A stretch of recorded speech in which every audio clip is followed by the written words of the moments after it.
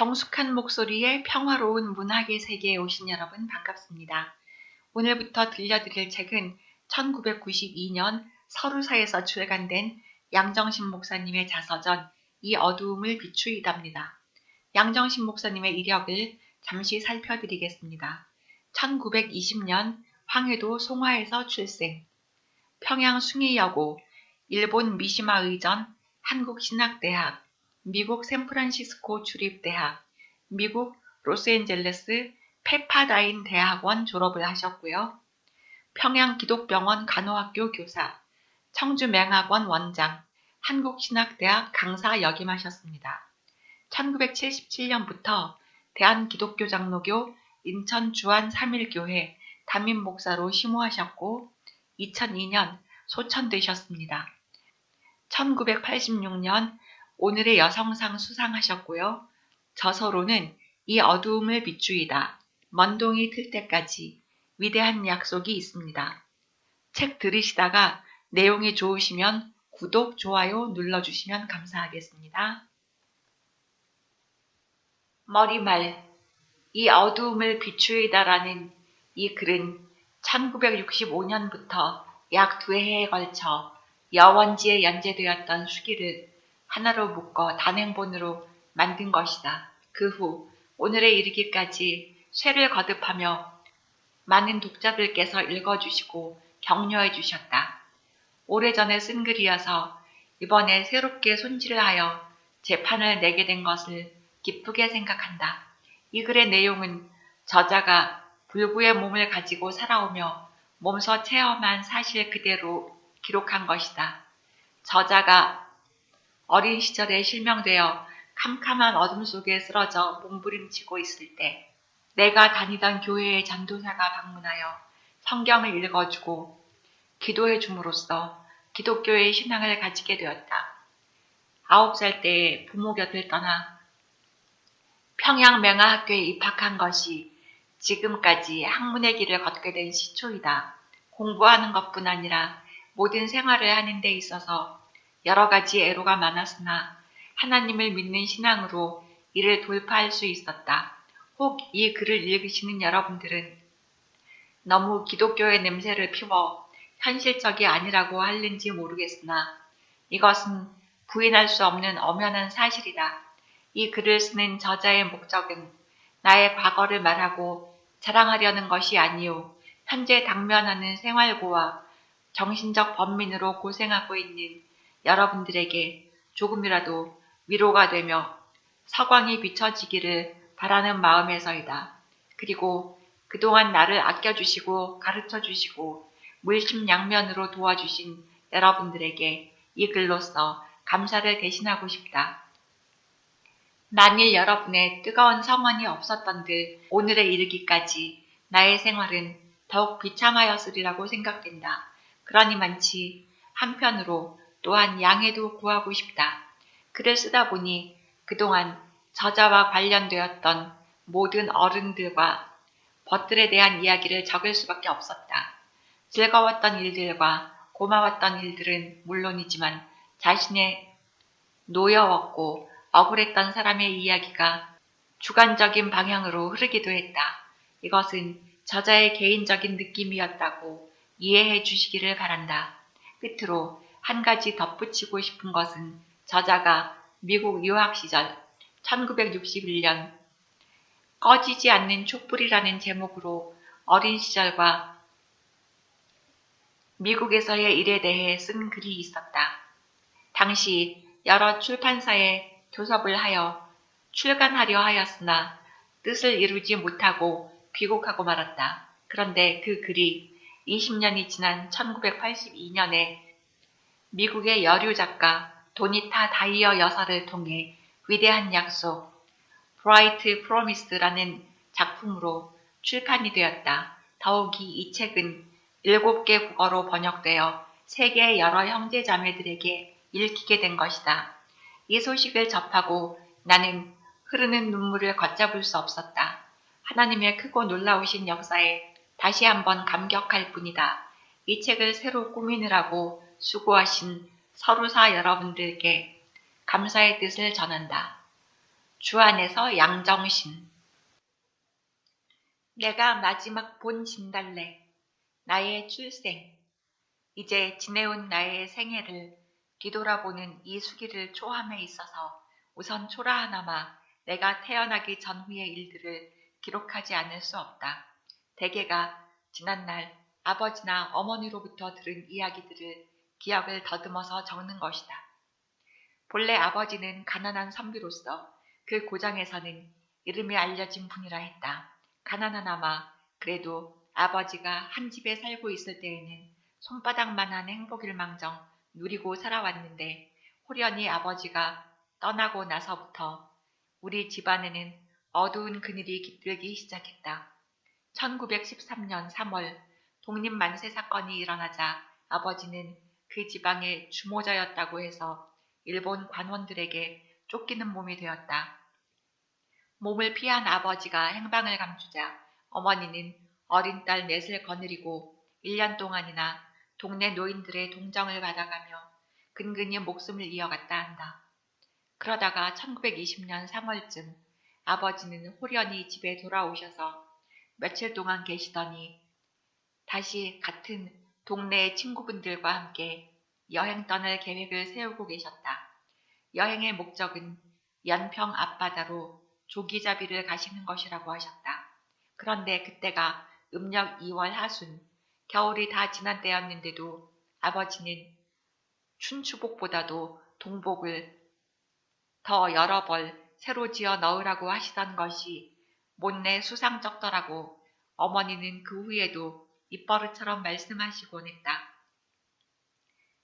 그래서 어머니는 같이 떠나는 분들과 믿을 만한 동네 노인들에게 아버지의 거동을 은근히 여쭈어 보았지만 그들도 아버지 말씀과 똑같은 말을 하더라는 것이다. 그런데도 어머니는 아버지가 조기잡이를 가시는 것이리라 믿고 남편이 이르는 대로 그달이 다 가기 전에 떠나실 수 있도록 모든 준비를 갖추어 놓으신 모양이었다. 아버지는 떠나시기 전에 집을 팔고 교회의 기도실 방 한 칸을 얻어 식구를 이사시켜 놓고 경작과 도지로 남의 밭을 조금 얻어주시며 남은 식구는 농사를 짓고 살도록 하셨다. 그리고 조기 때가 지나 시간도 한가하고 돈도 생기면 집으로 송금을 하든가 또 어쩌면 친히 한번 다녀가시마고 하시면서 떠나셨다고 한다. 아이들과 홀로 남겨진 어머니는 12살밖에 안 된 맏딸 선비를 데리고 새벽부터 밤까지 들에서 일하고 남들이 쉬는 동안에는 쑥이나 풀을 뽑아 말려 뗄나무를 만드셨다. 이런 고달픈 생활이 석 달쯤 지났을 때 어머니는 자신이 임신하고 있다는 사실을 발견했다. 아들을 가져본 적이 없는 어머니는 임신한 것을 깨닫는 순간 혹 이번에는 아들을 볼 수 있을까 하는 희망에 사로잡혔으나 홀로 여러 아이들과 가난한 살림을 이끌고 가는 처지를 생각할 때에는 아무런 희망도 걸 수 없으셨다고 했다. 심신이 한꺼번에 괴로움으로 짓눌리는 생활이었다. 떠나신 후로 한 장의 편지도 떠도는 소식도 없으시던 아버지로부터 4개월이 지난 다음에야 편지 한 장이 날아들었다. 발신지는 연평도가 아닌 모스크바였다. 나는 러시아에 와 있어. 당신을 속인 것을 용서하고 부모님 잘 모시고 아이들과 몸성이 있기를 바라오. 사실은 이렇게 되고 말았소. 언제 돌아갈는지는 모르겠으나 만날 날이 있겠지요. 이렇게 막연하고 청천벽력 같은 편지를 받은 어머니는 정신이 아득하고 앞이 캄캄했을 뿐이었다. 그리고는 아버지께 속고 속절없이 몇 마리를 격하여 떨어진 것이 분하여 솟는 눈물을 가릴 수 없으셨다고 한다. 그 후에 아이들 둘은 따로 사시던 할머니가 데려가시고 맏딸과 셋째 딸만 데리고 계시기로 했다. 그러나 온종일 들에서 시달리면서 온 밤을 잠 없이 지내는 날들이 계속되었다. 그러던 어느 날 밤 어머니는 한 가지 결심을 하셨다. 러시아가 어느 만큼 얼마나 멀리 떨어진 나라인지는 몰라도 나는 남편을 찾아 떠나야겠다. 며칠 후 가을 거지나 끝내고 몸 풀기 전에 큰애만 데리고 떠나리라. 가다가 죽는 한이 있더라도 이대로 기다리고 있을 수만은 없지 않은가. 이렇게 마음을 정하시고는 더욱 서둘러 추수를 하였다. 그러던 어느 날 할머니께 그 뜻을 비추었더니 할머니께서는 대경실색하셨다. 이 가문에 아직 아들도 낳아놓지 못한 내가 홀몸도 아니고 무슨 아이를 가진 줄도 모르면서 그렇게 먼 길을 어찌 떠나겠느냐. 낯설고 먼 길에 객사라도 할 것이 무섭지도 않으냐. 더구나 내 속에 품은 아기가 사내라면 너는 자신뿐만 아니라 우리 가문에 못 지을 죄를 범하는 것이 아니냐. 고 하시면서 온갖 나무람과 원망과 경계로 말리셨다는 것이다. 어머니도 일단 결심을 바꿀 수밖에 없었다. 그러면 우선 해산을 해보고 아들이면 기르지만 만약 또 딸이라면 즉시로 없애버리고 떠나야겠다. 이렇게 다시 마음을 정하시고 그 가을 추수도 끝날 무렵 우리 집안에서는 어느 하루 동네 사람들을 많이 얻어 나무를 베기로 했다. 만삭이 된 어머니는 그 전날부터 통증을 느꼈지만 시부모님들이 계획하시고 일을 벌이신 날에 누워있을 수 없으셨단 모양이다. 그날이 바로 1920년 10월 20일 새벽부터 밀려온 일꾼들은 이른 조반을 먹고 앞산에 가서 흥겨운 소리에 맞추어 나무를 베었고 어머니도 통증을 참아가며 아침 설거지를 마치고 점심 쌀을 씻어야 했다. 그러나 고통은 점점 심해지고 더 이상 견딜 수 없어서 부뚜막에 엎드려 신음하고 있을 때 마침 건너 마을에 계신 할머니께서 오셨다. 손자를 못 보신 할머니께서도 사내 아이를 기다리는 마음에 겹어 속마음으로는 속히 해산되기를 기다리셨겠지만 기다릴 때마다 손녀를 내식이나 보아왔던 기억이 되살아나셨던지 화를 내시며 너는 애를 낳아도 꼭 이렇게 바쁜 때만 가려서 낳는 거냐? 하고 지청구하시더라는 것이다. 이런 질책을 받고 어머니는 하시던 일을 계속할 수밖에 없었다. 점심상을 다 준비해 놓고 막 솥에서 밥을 뿌렸는데 진통이 막바지에 이른 듯 견딜 수 없어 간신히 방으로 들어가 다 떨어진 삿자리 바닥에 엎드려 해산을 하셨다 한다. 그 고통 중에도 다만 떠오르는 생각은 아들이면 얼마나 좋을까. 또 딸을 낳게 된다면 없애버리고 나도 죽어버리리라. 이렇게 괴로운 여자의 생애인 것을 알면서 내 딸에게 그런 생애를 물려줄 수는 없다. 는 것이었다. 드디어 어머니는 5번째 아기를 낳았다. 어머니나 할머니의 그 간절한 소망도 외면하고 또 여자아이가 나왔다. 으앙! 하고 이 세상에 첫 울음을 터뜨린 작은 생명이 다시 계집애인 것을 확인하자 어머니는 자신의 확고한 결심대로 아무도 아기의 울음소리를 듣지 못하도록 입을 막고 방구석 삿자리를 들쳐 아기를 엎어서 넣어버렸다. 그리고 혼자서 산후처리를 하고 재빨리 오물을 걷어버린 다음 다른 옷으로 갈아입으려고 서두르다가 기진맥진하여 방에 엎드려졌다. 마침 그때 동네에 나가셨던 할머니가 돌아오셨다.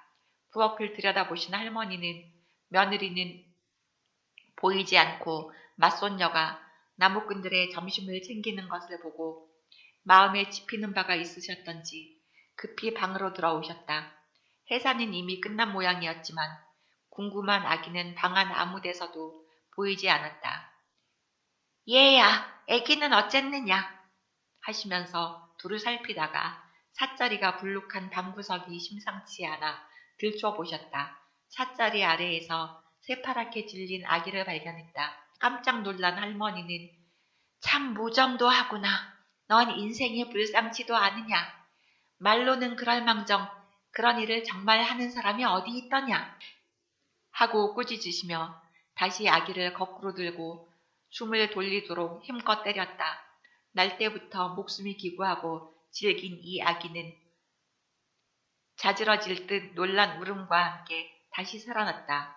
이것이 여자일망정 건강이나 생김은 여느 아기와 다름없던 나의 출생이었다. 없는 살림에 딸만 5이나 낳아놓은 것이 죄송스럽기만 한 어머니는 몸조리를 하고 새로 태어난 아기를 살뜰히 돌볼 엄두를 낼 처지가 아니었다. 다시 고된 일로 바빠야 했고 아기는 아기대로 젖도 맛보지 못한 채 할머니가 떠넣어주는 밥물로 연명하였다. 이런 세월이 3년이 흐른 1923년 초여름의 어느 날 밤이면 을에 잠을 못 이루는 어머니는 잠겨있는 대문을 열려는 달그락거리는 소리를 들었다. 어머니는 무서운 생각이 오싹 들면서도 3년을 나 혼자 이렇게 있어도 누구 하나 나를 괴롭게 한 일이 없었는데 오늘 이 깊은 밤에 남의 집 잠근 대문으로 침범하려는 놈은 누구일까? 문을 열고 들어서기만 하면 힘껏 갈겨주고 물어뜯으리라 하고 가만히 방망이를 꺼내어 머리맡에 놓고 앉아서 가슴 졸이고 있었다. 그런데 수상한 그림자는 마침내 대문을 열고 들어와 봉당에 올라섰다. 이 시꺼먼 그림자가 방문에 어른거리자 어머니는 준비했던 방망이를 쳐들면서 웬 놈이냐 하고 벌떡 일어서니 수상한 사나이는 옆에 끼고 있던 보따리를 미처 놓지도 못하고 몸을 피하며 여보 나요 하면서 방망이를 막 떠라는 것이다. 물론 아버지였다. 긴 객지 생활과 먼 여행에 시달려 행색이 말이 아니었지만 그리고 날마다 소식도 없이 먼 곳으로 가버린 남편이 야속하다고 생각해왔지만 당장에는 반가움밖에는 아무것도 남아있지 않았던 모양이다. 아버지는 모스크바에 막상 가보았지만 돈벌이는커녕 제1차 세계대전 직후인 때인지라 러시아에도 헐벗은 백성, 부모와 집을 잃은 고아들이 수없이 많은 것을 보았다. 그들을 볼 때마다 아버지는 식구들 생각이 치밀었고 그럴 때마다 돈을 벌어가지고 가야 한다는 생각에 초조해지더라는 것이었다. 그러나 아무나 붙잡고 체면 없이 먹을 것을 달라고 조르는 군상들을 보자 내 가족들도 꼭 그 모양으로 변했을 것 같아서 마음이 초조해졌던 모양이다. 어떤 공경이라도 함께 당하고 죽더라도 같이 죽는 편이 오히려 떳떳하리라고 다시 생각되어 가까스로 국경을 넘어 돌아오신 것이었다. 일부러 밤중에 마을로 들어오신 아버지는 오랜 여행으로 누추해진 모습으로 아내 앞에 나타나 실망을 줄 수는 차마 없다고 생각되어 먼저 건너 마을 할머니 댁으로 들어가셨던 모양이다. 살인문을 밀고 들어가 할아버지가 주무시는 방문 앞에 이르렀을 때 잠이 깨신 할아버지는 늘 집신 삼을 때 쓰시던 날이 파란 칼을 들고 웬 놈이냐고 소리치시더라는 것이다. 저입니다. 저라니! 양씨와 아버님의 아들입니다.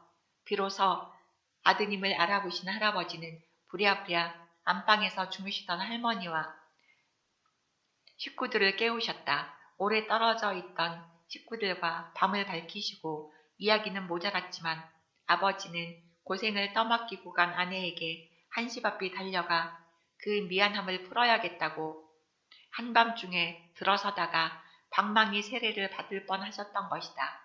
아버지가 모스크바에서 귀국하시자 일본 관원들의 아버지에 대한 주목은 더욱 심해지고 때로는 회유책으로 아버지를 연방면의 면장으로 삼으려고도 하였다. 여기에 응할 수 없는 아버지는 가족들을 데리고 더 깊은 산골인 두중리로 이사를 가셨다. 거기서 아버지는 산비탈을 개간해서 농사를 지으셨고 3살 이후에 내가 자라난 곳은 읍내에서 30리나 걸어야 한다는 이 산골이었다. 기억에 남아있는 대로 그 동네를 그려본다면 산은 그리 높지 않았지만 야트막한 야산들이 첩첩이 둘러있고 그런 산들을 끼고 돌고 돌아야만 인가를 몇 채 볼 수 있는 한적한 고장이었다. 우리 집에서 20리길을 간대야 초가집이 20채쯤밖에 없을 정도이니 참으로 인가가 귀한 곳이었다. 우리가 살던 촌락에도 이른 봄이면 울타리꽃이 만발하고 그것이 지면 이어서 앞뒷산에 진달래가 빨갛게 피어나곤 했다. 어린 시절의 나도 다른 아이나 다름없이 형제들과 어울려 봄, 여름에는 나무를 캐고 꽃을 꺾으며 가을에는 열매를 따고 논에 나가면 개 잡는 일과 겨울이 되면 눈과 얼음판에서 뒹구는 일로 세월을 보냈다. 태어날 때에는 달갑지 않은 목숨으로 태어났지만 아버지가 돌아오신 후로는 오히려 여러 딸 중에서 제일 귀여움을 받는 존재가 되었다. 물론 아버지가 안 계신 동안에 낳기 때문에 아버지는 더욱 귀여워하셨는지 모르겠다. 부모님들 말씀에 의하면 그 밖에도 나의 생김새나 하는 행동이 아버님 마음에 들었기 때문이라고 한다. 아버지는 곧잘 나를 앞에 앉히고 이렇게 말씀하시곤 하셨다. 첫째로 눈이 크고 광채가 유난하니 크게 될 것이고, 둘째 말을 잘하고 장난이 심하며 배우지 않은 춤을 잘 추니 큰 가문에서 살게 될 것이다. 이런 아버지의 말씀에 식구들도 새삼스레 나를 얕보지 않게 된 모양이다. 나의 애명은 꼴찌였다. 딸로서는 막내가 되라는 기대로 식구들은 모두가 그렇게 불렀고 아버지께서도 주저없이 즐겨 그렇게 불러주셨지만 호적에는 정신이라고 적혀 있었다. 아버지가 돌아오신 후 그 첫 선물로 남동생이 태어났다. 나보다 4살 아래이지만 키는 나보다 크고 몸도 굵었다. 우리 남매는 날마다 산과 들에서 살았다. 봄이면 나비 잡기, 여름이면 버찌와 딸기 따기로 온종일 나무에 오르고 가시덤불 속에 뛰어들며 해지는 줄을 몰랐다. 그러니 옷이나 신발이 성할 리 없었고 더욱이 나는 남동생보다도 훨씬 더 험하게 되어가지고 들어오곤 했기 때문에 어머니께 꾸중을 듣거나 매맞기도 일쑤였다. 아버지는 이런 나를 물끄러미 바라보시다가 때때로 저게 꼭 사내가 되었어야 할걸 하실 뿐이었다. 이렇게 점점 자라면서 차츰 나는 부모님이 나보다 남동생을 더 귀해하고 사랑하시는 것을 눈치챘다. 부럽고 셈이 나기도 했다. 그 애에게는 매일 쌀밥만 골라 퍼주고 옷도 자주 갈아입히고 틈틈이 간식 주시는 것도 눈에 띄었다. 뿐만 아니라 잘못이 있어도 꾸중하시는 일이 없고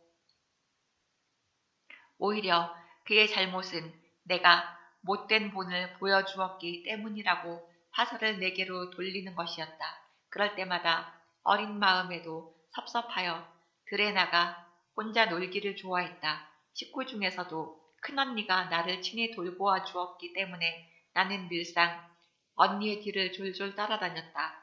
또 무슨 억울한 일이라도 당한 날이면 꼭 접어두었다가 이불 속에서 큰언니에게 호소해서 마음을 풀곤 했다.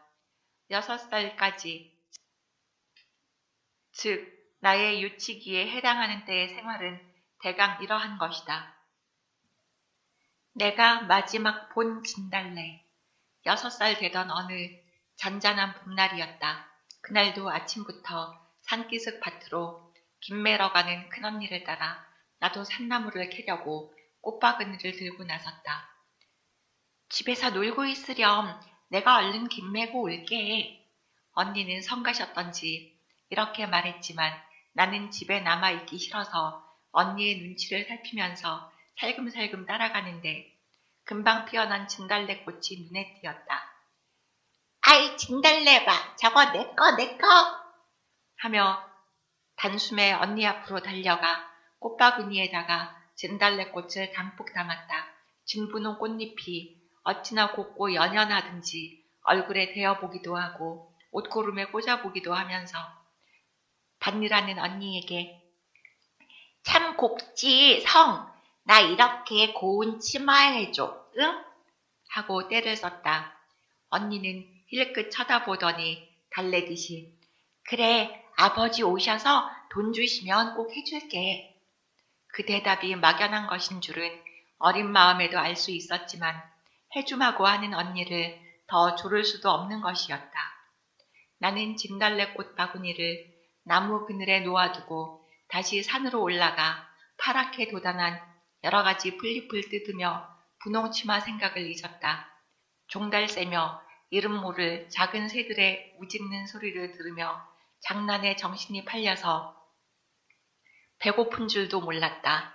해질 무렵 집에 돌아와 보니 누덕누덕 기워 입었던 바지가 어른 주먹이라도 드나들 만큼 찢어져 있었다. 어떤 나뭇가지에 걸렸던 모양이다. 어머니한테 꾸지람 들을 것이 무서워 저녁도 못 먹고 밑방으로 살짝 들어가 바지를 벗어 뒤주 틈에 감추어 놓고 잠들었다. 온 종일에 피곤에 겨운 잠자리였는데도 자다가 한밤중에 깨어났더니 머리가 몹시 아파서 울음을 터뜨렸다.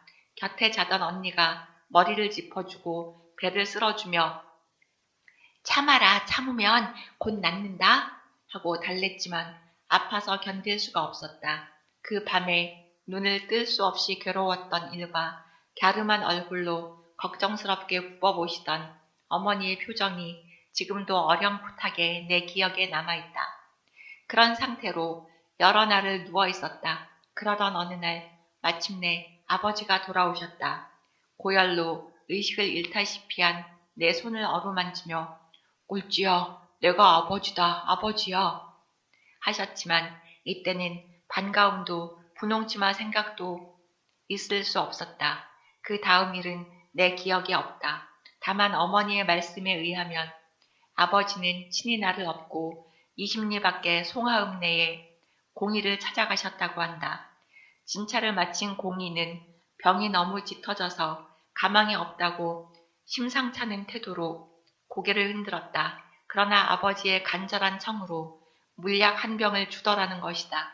그 약을 먹은 결과 오랫동안 나를 괴롭히던 고열은 차차 내렸다. 아버지는 구원을 받은 듯 공의에게 달려가 같은 약을 더 갖다 먹이셨다고 한다. 그러나 세 번째 약을 비우고 난 후 그 다음 날부터 나는 눈을 감았다고 한다. 오랜 병 때문에 탈귀된 까닭이라고만 생각한 부모님들은 열이 내린 것만을 고맙게 생각하고 대수롭지 않게 여기셨던 모양이다. 며칠 후 큰언니는 나를 업고 밭고랑 사이를 걸으면서 빨리 내가 나으면 분홍치마 해줄게. 내가 앓는 동안 진달래꽃이 다 졌구나. 어디 저기 좀 볼래? 저기 뭐 있니? 저것 봐 하고 열심히 권하였다. 나는 간신히 얼굴을 들었다. 산에 푸르게 피어나는 나뭇잎과 여기저기 돌아다니는 병아리떼가 어슴푸레 보이는 듯 하였으나 햇빛에 눈이 부셔 뜰 수가 없었다. 열이 내린 지 20여일이 지나도 여전히 나는 기운을 못 차리고 눈도 뜨지 못한 채 누워만 있었다. 어느 날 아침 식구들이 부엌에서 주고받는 소리가 들려왔다. 이 애가 정말 병이 나았으면 이젠 일어날 텐데.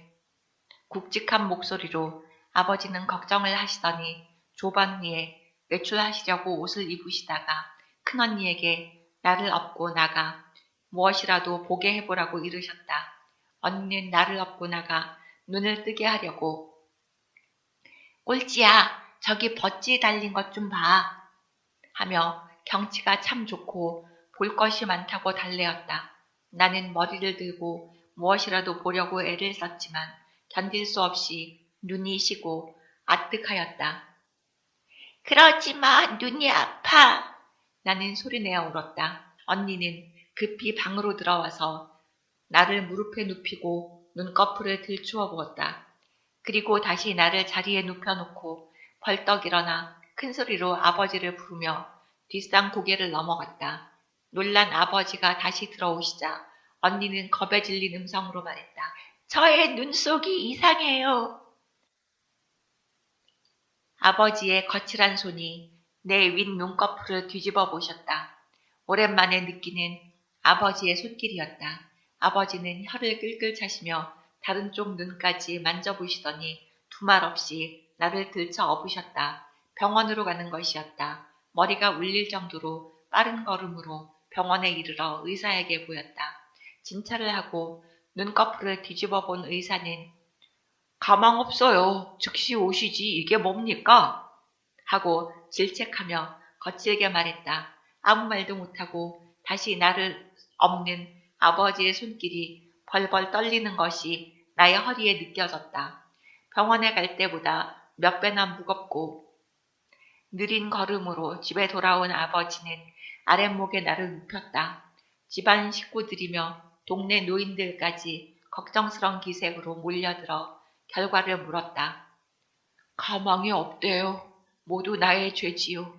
하면서 아버지는 대성통곡을 하셨다. 난생 처음 듣는 아버지의 울음에 놀란 나는 전신이 떨렸다. 아버지 울지마. 난 눈 볼게. 하고 내가 따라 울자 갑자기 방 안은 온통 비통한 울음바다로 변해버렸다. 바로 이때부터 우리 가정에서는 기쁨과 희열이 떠나가고 한숨과 걱정이 가난과 함께 찾아온 것이었다. 그리고 그때부터 나의 생은 완전히 바뀌어졌다. 눈동자가 빛을 잃었을 뿐 아니라 몸의 원기와 마음의 발랄한 욕구, 얼굴의 웃음마저 잃게 되었다. 장난이 심하고 유난히 까불고 옷이 견뎌나지 못한다고 밤낮 야단을 치시던 어머니는 이제 저것이 저렇게 밤낮 앉아있을 바에는 차라리 죽어버리는 편이 낫겠다고 비명처럼 뇌까리곤 하셨다. 동네 사람들도 찾아와 동정의 말로 문안해 주었다. 그러나 이 모든 것은 쇠약한 내 몸과 마음을 찌르고 떨리게 하는 것뿐이었다.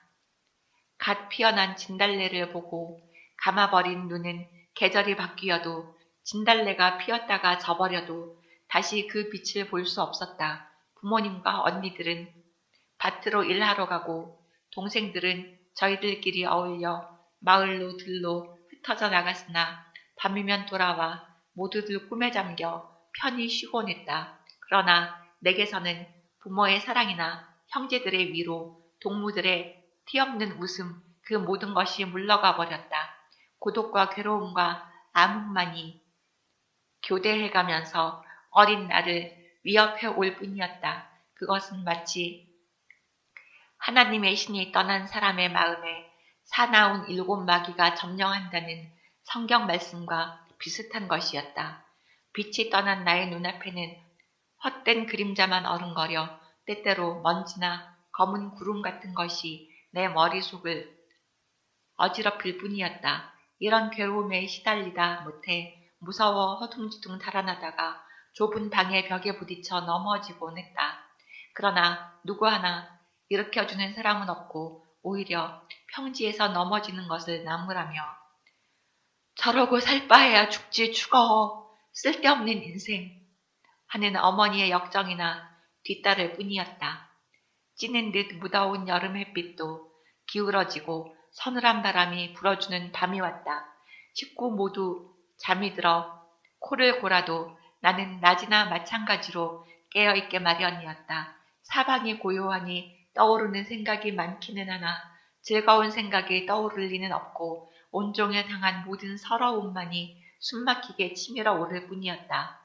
눈이 보이지 않는 것도 괴로운데 일도 못하고 밥만 축내는 인간이라고 구박을 하는 할아버지, 집안에 병신이 생겨 수치스럽다는 철없는 작은 언니, 그 모든 일이 새삼스럽게 귓속을 울려 눈물을 쏟게 하였다. 베개가 젖도록 소리 없이 울다가 더 참을 수 없으면 작은 언니 있는 자리까지 더듬어 가서 머리를 온통 새끼 꼬듯 따아주곤 했다.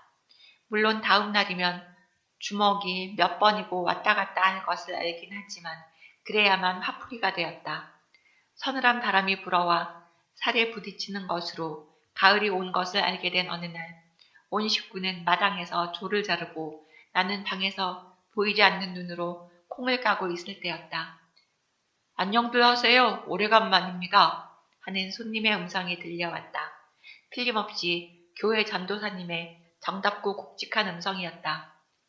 그 음성 하고 생각했을 때 부모님들이 반기는 인사에 대답하여 고향에서 돌아오자 정신이가 실명했다는 소식을 듣고 몹시 놀라고 가슴이 아팠습니다. 하는 것이었다. 그분이 주일학교에서 나를 안아주고 상표를 쥐어주고 하시던 분이라는 것을 알아차린 순간 나는 반가움에 나를 잊었다. 눈을 감은 부자유스러운 몸이라는 것을 까맣게 잊고 벌떡 일어나 밖으로 다름질쳤다. 그러나 급한 김에 문을 찾지 못하고 그만 벽에 부딪혀 쓰러지고 말았다. 그때 따뜻한 손길이 부드럽게 아무 말 없이 나를 안아 일으키는 것이었다. 그리고 그분은 내 이마를 어루만져주며 소리 죽여 기도하자고 하면서 간절하고 목매인 기도를 올려주었다. 아버지, 당신은 아시나이다. 그리고 당신은 하실 수 있나이다. 이 귀한 아이가 눈을 잃었사오니 사람은 어찌할 수 없나이다. 이 아이를 받으시고 위로하시고 길러주옵소서. 예수님의 이름으로 의탁하나이다. 아멘. 기도는 끝났으나 머리를 들지 못한 채 그분은 눈물로 내 얼굴을 적셨다. 그의 팔에 의지한 나도 줄기찬 눈물이 양뺨으로 흐르는 것을 어쩔 수 없었다. 한참 후에 눈물을 거두고 내게 말했다. 정신아, 내 부모와 내 형제들이 너를 버릴지라도 나는 영접하리라. 이것이 하나님의 말씀이다. 너 이렇게 기도하겠지? 내 가르쳐주마. 하나님이시여 저를 버리지 마시고 하나님 계신 곳에 저도 있게 해 주옵소서. 우리 정신이 그렇게 하겠지? 그분은 내가 4살부터 다니던 송화 자천교회에서 심호하시던 이항섭 전도사였다. 사랑하는 부모가 버려도 하나님은 영접하신다는 그의 말이 외로움과 절망에 가득 찼던 내게 얼마나 큰 힘이 되었는지 모른다. 그분은 후에 황해도 안악에서 심호하셨다고 하나 그 후 소식을 알 길이 없으니 궁금하다. 내 다시 너를 보러 오마 하면서 내 손을 꼭 쥐어주고 이항섭 전도사님은 떠나가셨다. 그 후 나는 날마다 기도하기에 바빴다. 꼭 하나님을 만나고야 말겠다고 생각하면서 그를 진정 사모하게 되었다. 하나님 아버지 어디 계세요? 나도 하나님 계신데 같이 있고 싶어요. 나를 좋아하고 사랑하는 사람은 하나도 없어요. 이런 간곡한 기도 속에 3년이 흘렀다. 큰언니의 결혼. 이 무렵 3년 동안 우리 가정에는 많은 변화가 일어나고 파란이 지나갔다. 그 결과로 고독한 나에게는 한층 더 쓰라리고 뼈아픈 멸시와 슬픔이 쌓였다. 바로 내가 시력을 잃은 6살 때의 12월 어느 날 밤이었다. 어머니께서는 솜을 틀러 가시고 큰언니는 바느질을 하고 있었다. 언니, 무슨 옷을 그렇게 많이 해? 나 혼자 자기 싫어. 어서 들어와서 같이 자. 응? 하고 이불 속에서 졸라대는 내게 언니는 가만히 있어봐. 오늘은 내가 내 옷을 해줄게. 하였다. 언제든지 언니들이 입어서 떨어진 조각을 이어 기운 찌꺼기 옷만 얻어 입어왔던 나는 언니의 대답에 귀가 번쩍 뚫리는 듯 반가웠다. 정말 새 옷이야? 하고 벌떡 일어나서 엉금엉금 언니 앞으로 다가갔다. 이 모양을 본 언니는 깔깔 웃으며 그럼 정말이지. 내가 왜 너를 속이겠니? 전부터 내가 해달라던 분홍치마 저고리. 하고는 갑자기 말을 멈추는 것이었다. 목이 맨 소리로 말끝을 맺지 못하는 언니의 기색이 심상치 않아서 싫어. 나는 싫어. 성이 울면 난 싫어. 하고 온몸을 마구 흔들었다. 언니는 안 울게 하며 나를 일으켜서 자리에 눕혔다. 그리고 왼손으로 눈물을 닦아주며 잠자코 자거라 착하지? 내가 오늘 밤에 꼭 내 옷 다 해놓을게 하고 따뜻이 달래는 바람에 나는 잠이 들어버렸다. 이튿날 깨어보니 정말 언니는 새 옷 한 벌을 꾸며놓고 몸에 맞는가 보자고 입혀보았다. 실밥을 막 끊어낸 듯한 새 옷은 다림질도 채 안 된 것이지만 날씬하고 몸에 맞는 것이었다. 오랜만에 새 옷을 입어보고 기뻐하는 내게 명절 때에 입자고 달래면서 다시 벗기는 것이었다. 그로부터 며칠이 지난 아침이었다. 평시보다 훨씬 일찍 일어난 큰언니는 나까지 깨워 일으켰다. 나는 춥기도 하고 또 더 자고 싶기도 해서 칭얼댔다. 왜 그래? 나 더 잘래. 꼴찌야, 오늘은 우리가 떡토하고 국수도 눌러서 손님을 청에다가 대접한단다. 그러니까 늦게까지 자면 오시는 손님들이 흉보신단다. 일어났다가 오늘 밤에 또 자면 되지 않니? 언니가 착 가라앉은 목소리로 조용히 타이르는 바람에 나는 옷을 입었다. 언니는 다시 내 손을 이끌고 빨리 세수하자고 재촉했다. 나는 다시 짜증이 났다. 오늘은 왜 그래? 추워 죽겠는데. 하니까 언니는 달래면서 조금만 참아. 깨끗이 세수하고 나면 분홍 옷 따뜻하게 다려줄게. 하였다. 어찌나 그 말이 반갑던지 곧 밖으로 달려나가 목까지 정성스레 씻었다. 그리고 아무 말 없이 아침을 먹고 언니가 새 치마와 저고리를 입혀주는 대로 될 수 있는 한 얌전하게 굴었다. 그러나 나는 새 옷을 입고 가만히 있을 수 없었다. 한참이나 가야 하는 아랫동네 엄전네 집까지 자랑하러 내려갔다. 엄전네 어머니는 나를 보자마자 넌 내성 잔치하는데 왜 우리 집으로 놀러왔니? 나도 지금 너희 집에 가려는데. 잔치가 무엇이고 시집 간다는 것이 무슨 뜻인지 전혀 몰랐던 나는 영문도 모르고 엄전히 엄마에게 되물었다. 잔치가 뭐야요? 너희 성 시집 간단 말이야. 칠보단정하고 가마 타고 시집 간단 말이야. 시집 가는 게 뭐예요? 그렇게 되면 어떻게 되는데요? 그러면 예쁜 색시가 된단 말이야. 어쨌든 언니가 예쁜 색시가 된다는 말이 좋고 호기심이 가득해서 엄전네 엄마를 따라서 집으로 돌아왔다. 집에는 정말로 많은 손님들이 모여들어 있었다. 국수상을 받아놓고 먹는 사람들, 부엌에서 일하는 사람들, 모두들 들뜬 잔치 기분에 와글와글 떠들어댔다. 나는 잔치 구경 온 동네 아이들과 어울려 초겨울에 눈이 얄팍하게 쌓인 밭이며 산으로 돌아다니며 놀았다. 이렇게 장난에 빠져 있을 때 오촌 아줌마가 꼴찌야, 너희 성이 오란다 하고 부르셨다.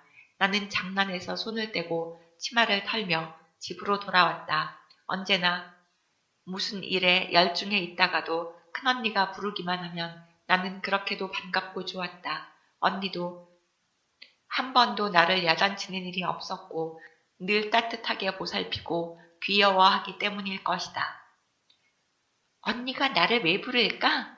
하는 생각을 하면서 언니가 있는 윗방으로 가려니까 안방에는 손님들이 가득 들어 앉아 있었다. 그곳을 가로질러 갈 수는 없고 급한 마음을 물러가며 집채를 돌아 뒤뜰로 해서 윗방 뒷문으로 들어섰다.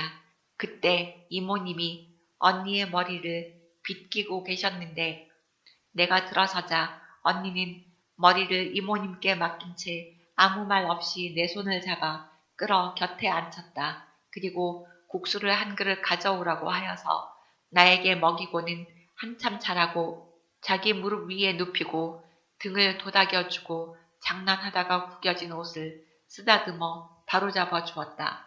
비로소 옷이 구겨진 것을 알아차린 나는 어떻게 해? 새 옷이 구겨졌네? 난 몰라. 하고 짜증을 내었지만 언니는 이거 봐. 이렇게 하면 되잖아? 하면서 살살 달래어 잠들도록 하였다. 어머니의 따뜻한 손길을 기대해보지도 못한 나는 언제나 언니 무릎이라면 명당자리로 알고 베고 자는 것이 습관이었다. 잔치로 떠들썩한 중에도 언니 무릎을 베게 된 나는 마음이 푹 놓여 깊은 잠속으로 빠져들었다. 얼마나 잤을까? 잠에서 깨자 손을 내밀어 언니의 무릎을 더듬어 보려니 언니는 없고 베개만 있을 뿐이다. 벌떡 일어나 앉으며 성! 성! 하고 소리쳐 불렀으나 아무도 없었다. 아랫방으로 내려가 다시 언니를 찾는데 오촌 아줌마가 뒤뜰로 들어오시며 너희 성 이제는 없어. 먼 데로 가마 타고 시집갔어. 이제는 너하고 같이 못 살아. 너희 아저씨하고 살러 갔단다. 하고 일러주셨다. 그 말을 들으니 기가 막히고 앞이 캄캄했다. 우리 성이 왜 갔어? 나도 가. 나도. 발을 동동 구르며 통곡을 하는데 부엌에서 저녁을 하시던 어머니께서 부지깽이를 든 채 달려와서 때리셨다. 이 철없는 계집애야. 누구는 너만치 서럽지 않다더냐? 또 그치지 못해? 하며 계속 때리자 외할머니가 얘야 그 어린 것이 왜 안 그러겠느냐? 제 어미같이 의지하던 성을 잃어버렸으니 말이다. 이 무정한 것아! 하고 말리며 어머니의 손에서 부지깽이를 빼앗았다. 나는 몸이 얼얼하도록 매를 맞았지만 아픈 것도 느끼지 못하고 언니만을 부르며 밤새도록 흐느껴 울었다. 그날부터 나는 집 뒷길에 이어진 양산 고개에 매일 한 번씩 갔다 오는 것이 일과 중에 하나가 되었다. 행여나 언니가 나를 부르며 고개 넘어 돌아오는가 했고 그 음성이 들리는 듯 했기 때문이었다. 그러나 한 번 출가한 언니는 그리 쉽게 만날 수가 없었다. 낮에는 온종일 들일하는 치마 끝을 따라다니고 밤이면 품에 안겨 쉴 수 있었던 큰언니는 내게 있어서 유일한 따뜻한 존재였다. 그런데 그 언니를 형부라는 사나이에게 빼앗겨 버린 것이다. 남동생의 죽음 1927년 4월 그렇게도 보고 싶었던 큰언니가 모처럼 친정 나들이를 왔다가 시댁으로 돌아간 그날이었다. 나는 여전히 철없이 언니를 따라 그 시댁까지 쫓아가겠노라고 떼를 쓰며 고개 마루터까지 나갔다가 아버지께 야단을 맞고야 물러섰다. 여름에 꼭 다시 오마고 손목을 잡고 약속하는 언니를 울음 속에서 놓아주고 집으로 내려왔다. 큰언니가 출가한 후로는 다정한 사람을 보낸 외로움뿐 아니라 작은 언니의 철없는 구박이 더 심해진 것 때문에 나는 더욱 괴로웠다. 큰언니가 하던 자잘한 집안일이며 동생들을 보살피는 일을 온통 떠맡은 작은 언니는 성치 못한 나까지 돌봐줄 여유가 없었던지 나를 마구 천대하는 것이었다. 그래서 나는 시력이 조금 남아있어 희미하게 보이는 면편 눈을 껌뻑거려가면서 잠만 깨면 앞도랑에 나가서 가재를 잡거나 산과 들을 헤매며 노는 재미로 지냈다.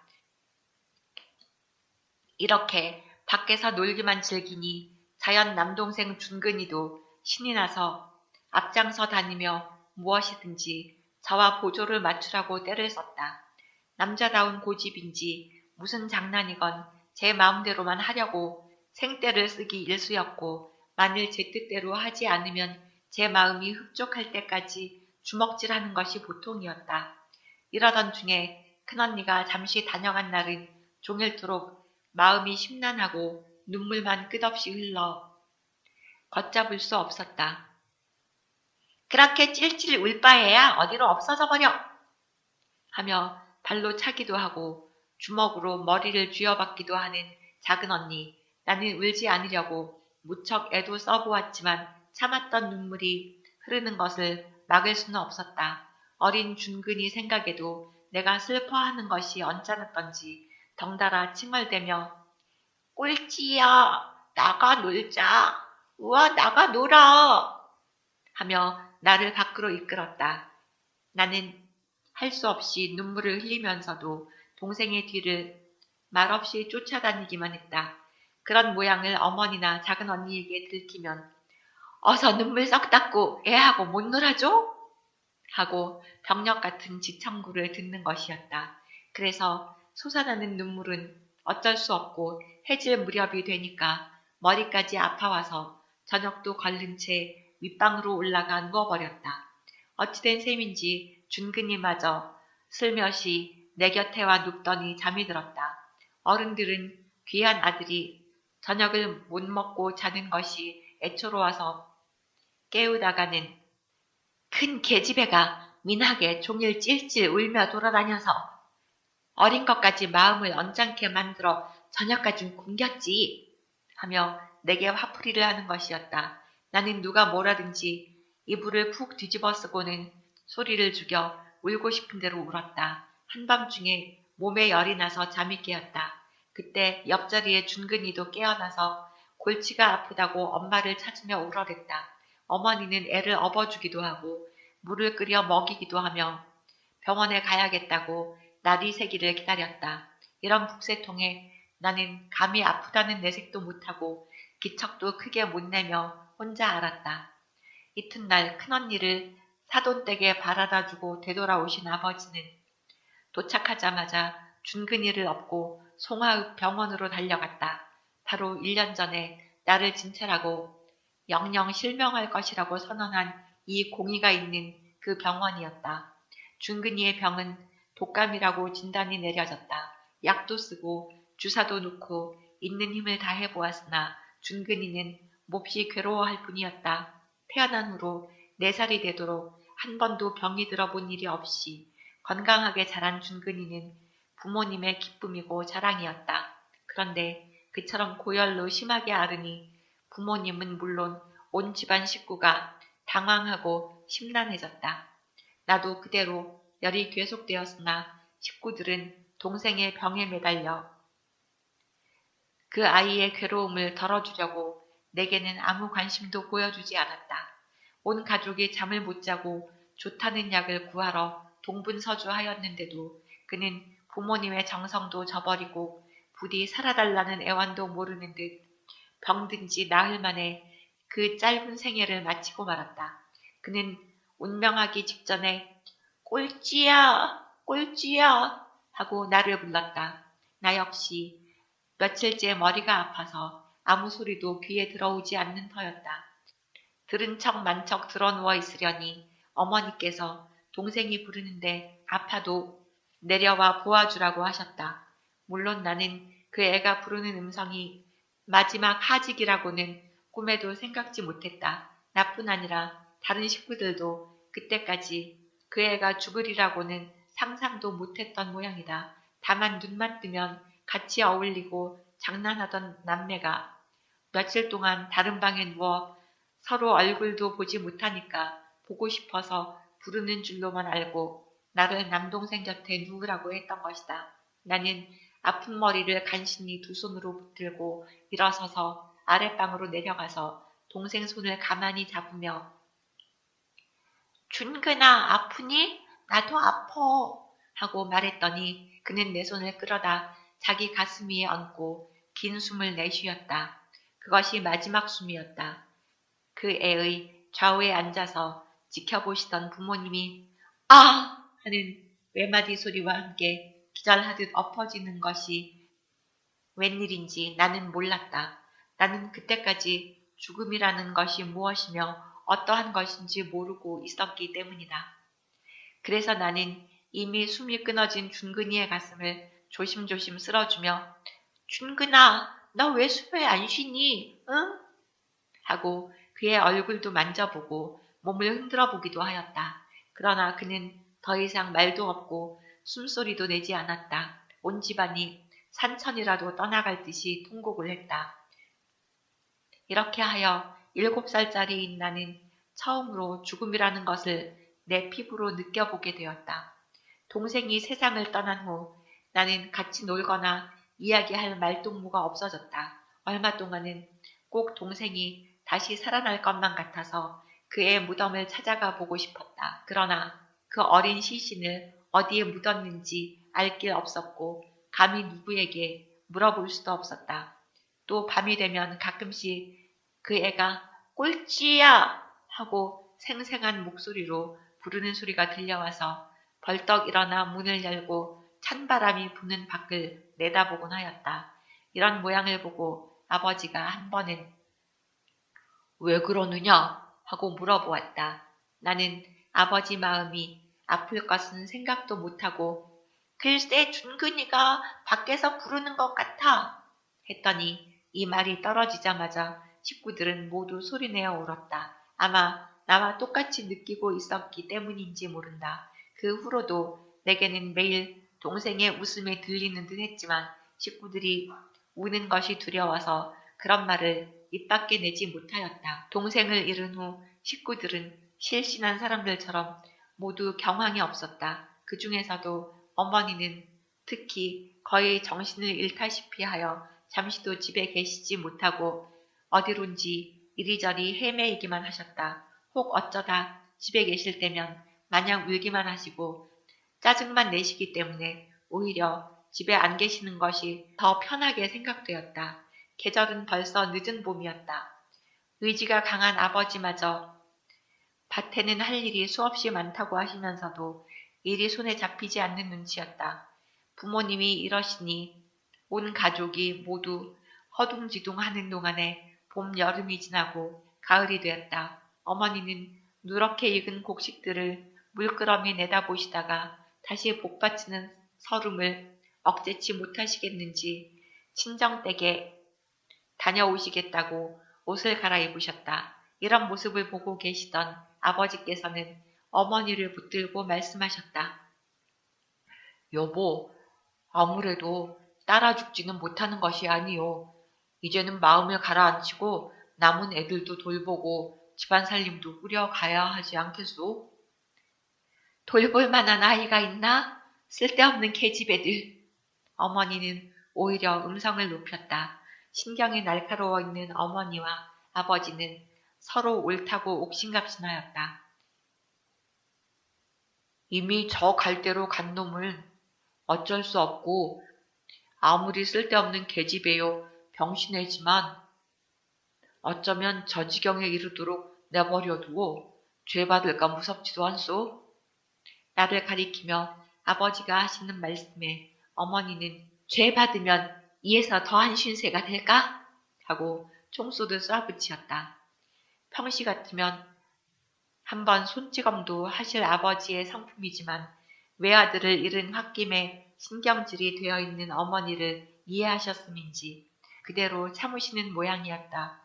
이 광경을 본 작은 언니는 아버지 성격이 전과는 달리 부드러워졌다는 것을 새로 발견이라도 한 듯 그 후부터는 어머니가 가시는 곳이면 푹 자기도 쫓아간다고 서둘러대곤 하였다. 그래서 나는 자연히 혼자 집에 남아있는 일이 잦아졌다. 그러던 하루 나는 아버지와 함께 남아있게 되었다. 어머니의 손길을 맛보지 못한 채 제멋대로 버려진 내 몰골은 얼마나 보기 흉했을까.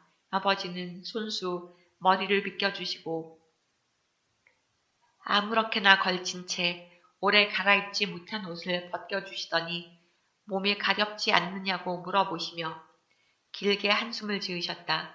그날부터 아버지는 마음을 진정하시고 용기를 다시 내셨는지 집안일에 세심하게 마음을 쓰시고 식구들에게 간섭도 하셨다. 더욱이 작은 언니에게는 자주 이렇게 타이르셨다. 내 엄마가 저처럼 정신없이 다니고 있으니 내가 꼴찌하고 집에서 살림을 살펴라. 그러나 지혜롭기보다는 좀 미련한 편인 작은 언니는 아버지만 집에 안 계시면 어디 놀러갈 기회만 놓였다. 그해 가을 어느 날 밭에서 김장거리를 뽑아 집에 들이시던 어머니는 또 죽은 아들 생각이 치미는지 일도 중단하고 방 안에 들어와 흑흑 느껴오셨다. 그리고 끝내 울적한 마음을 걷잡지 못하는 듯이 들락날락 하시더니 친정에 가시겠다고 옷을 갈아입으셨다. 엄마, 이제는 엄마가 어디 가시면 나도 갈 테야요. 덩달아 작은 언니도 옷을 갈아입으니까 어머니는 작은 언니를 달래며 집에서 배추를 다듬고 무 잎사귀도 갈라놓고 있으면 얼른 다녀오마고 하셨다. 작은 언니는 듣기 싫다고 머리를 내두르며 나도 답답해서 집에 못 있겠어 하고 불쾌하게 대답했다. 치밀어 오르는 화를 참고 있던 어머니는 마음대로 해라. 너 같은 것은 하나도 없어도 좋다. 쓸데없는 계집애들 위해서 만년을 고생한들 무슨 소용이 있니? 나는 그만 중근히 무덤에라도 가서 해치고 같이 묻혀버릴란다. 하고 언니를 향하여 울음 섞인 목소리로 야단치시고 푸념을 하셨다. 구석에 쭈그리고 있던 나는 정말로 엄마가 꼭 그렇게 죽을까봐 두려웠다. 한참 화풀이를 하시던 어머니가 문을 확 밀치고 될 대로 되라는 듯 뒷길로 올라가실 때 나는 쫓아갈 수도 없고 해서 뒷문을 열며 엄마, 정말 중근이 무덤에 지금 갈래? 그럼 나도 갈 테야.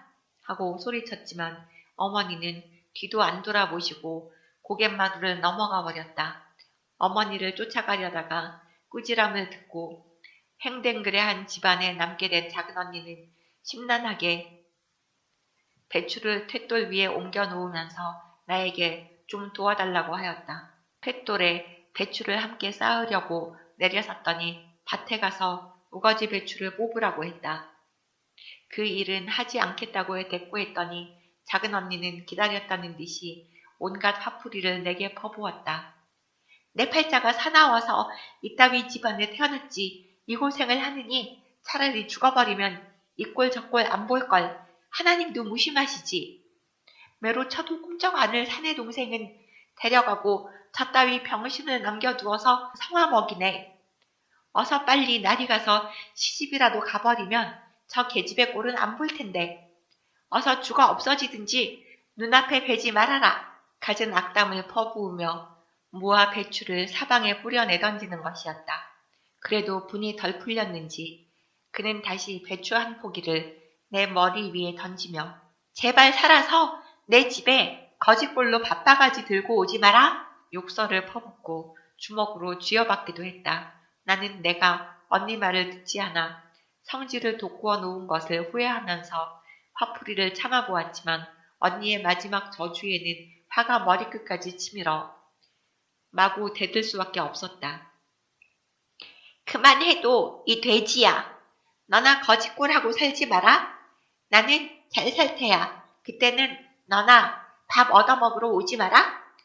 하고 똑같은 말로 응수를 하고 배짱을 부려보면서도 내심으로는 얻어맞을 일이 걱정스러워 방으로 들어가 버렸다. 이 말에 호랑이처럼 성이 나버린 언니는 이를 악물고 내 뒤를 쫓아들어와 정신없이 때리기 시작했다. 을의 매는 예상했던 것이고 내 딴에는 죽기라도 할 각오로 대든 것이었기 때문에 맞으면서도 입술을 깨물며 독을 피웠다. 온 몸은 언니에게 꼬집히고 쥐어뜯겨 군데군데 멍이 들었다. 이렇게 해도 분이 안 풀린 언니는 저녁도 안 주고 밖으로 내쫓고는 대문을 걸어버렸다. 그러나 나는 혹시 아버지가 돌아오시지 않을까 하고 은근히 기다렸다. 마음 한구석으로는 설마 끝내 나를 밖에서 재우지는 않으려니 하고 언니에게 기대를 걸며 떨면서 기다렸다. 그대로 점점 밤은 깊어가 사방이 고요해지고 가을바람에 시들어 떨어진 낙엽들이 바람에 날려 바스락거리는 소리와 먼 산에서 오는 짐승의 소리만 들려왔다. 아버지도 돌아오시지 않고 언니도 내다보지 않은 채 바람은 점점 쌀쌀해져 멍든 상처를 송곳처럼 찌르며 스며들었다. 하나님 참 억울해요. 난 어쩌면 좋아요? 하나님 아버지는 나의 서름을 아시지요? 하고 흐르는 눈물을 손등으로 닦으며 하늘을 쳐다보았다. 그때 나의 흐린 시력, 없어지다 남은 눈동자 속에 둥글고 환하게 비치는 별빛이 희미하게 보였다. 잘 때가 되었나 보다. 밤이 이미 깊어졌는데 언니는 아직껏 한 번도 내다보지 않는 것을 생각하니 왈칵 겁이 나고 몸서리 치도록 무서워졌다. 이러고만 있을 것이 아니다.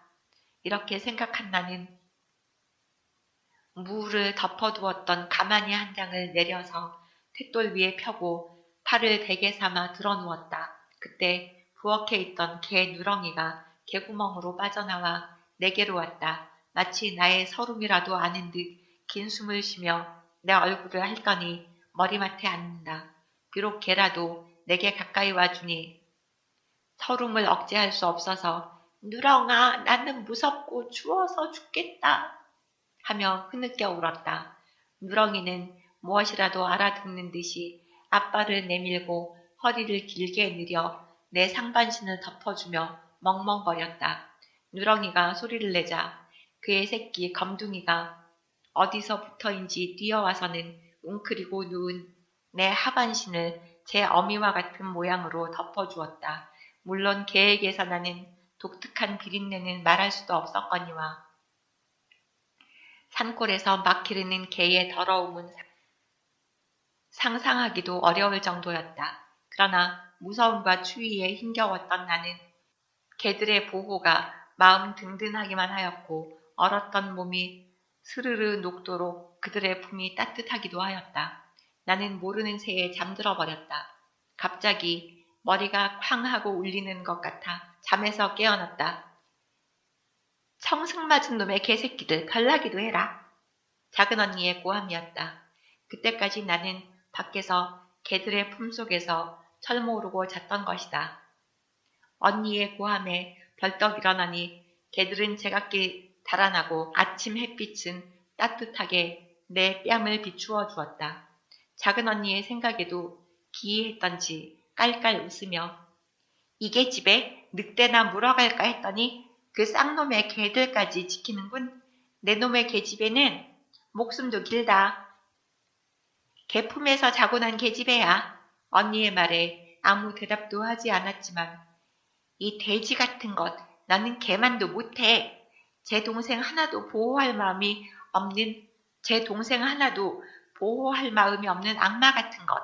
내가 아무리 나를 미워해도 하나님이 계신 한 나를 없애지는 못할걸? 두고 보자 하고 속으로 똑같이 대들었다. 그 일로 인하여 나는 정말로 하나님은 모르는 것 없으시고 동물을 통해서라도 일을 시키신다고 스스로 단정하고 확신하게 되어 더욱 생활에 대담해졌다. 또 하나의 시련, 세월이 흐르면 흐를수록 내게는 죽도록 괴로운 순간들이 더욱 여러 번 지나갔다.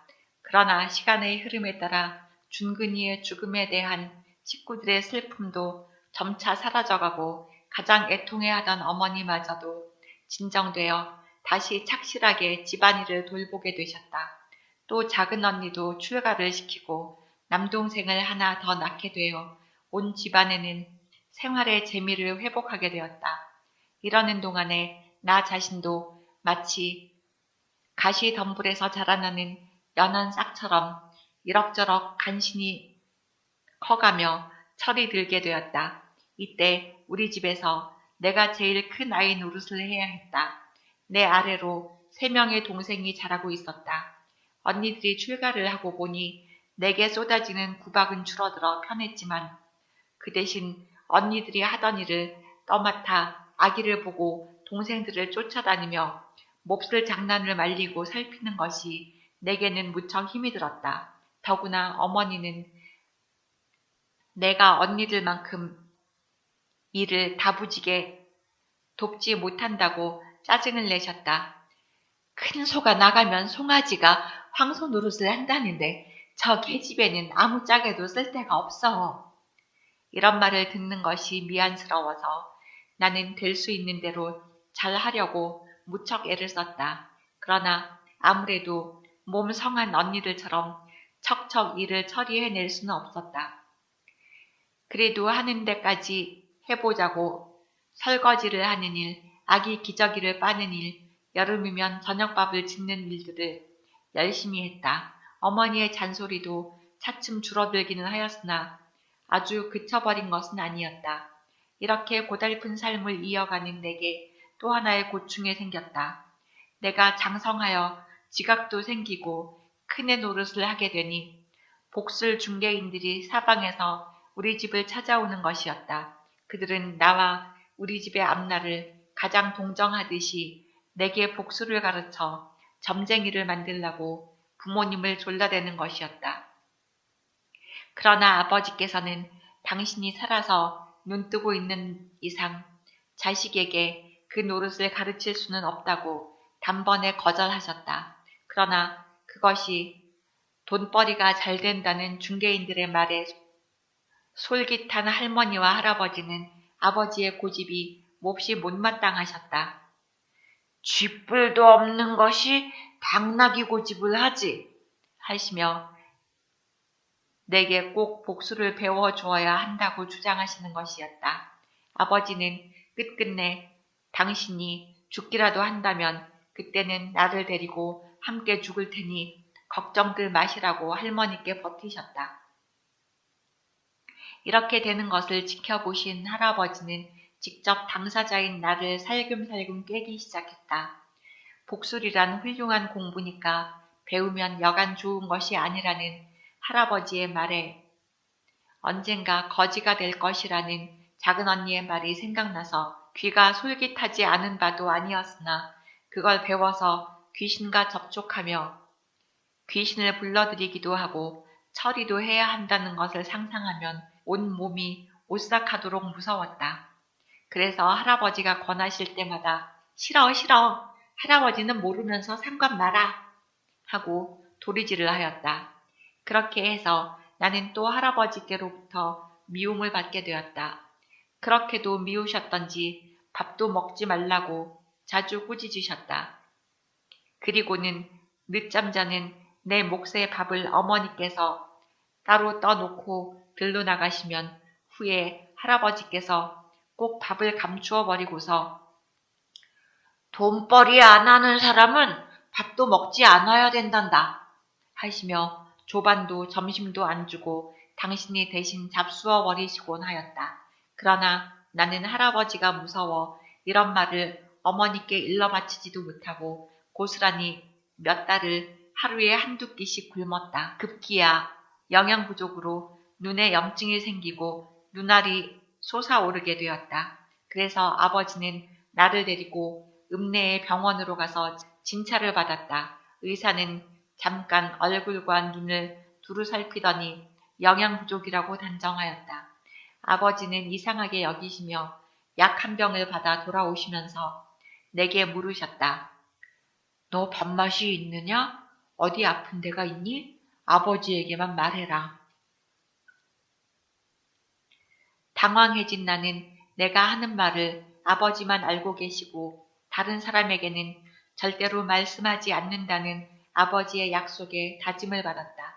그리고 그제서야 할아버지께서 복술 문제로 내 밥을 빼앗아 버리셨다는 사실을 모두 말씀드렸다. 내게는 아무 말씀 없이 이야기를 듣기만 하신 아버지는 그 다음 날로 서둘러 안악읍에 계신 할머니를 찾아뵙고 상의하셔서 할아버지를 할머니가 모시도록 조처하였다. 무슨 일이건 아버지에게 알려져야만 우리 집안의 일은 바르고 믿음직하게 처리되는 것이었다.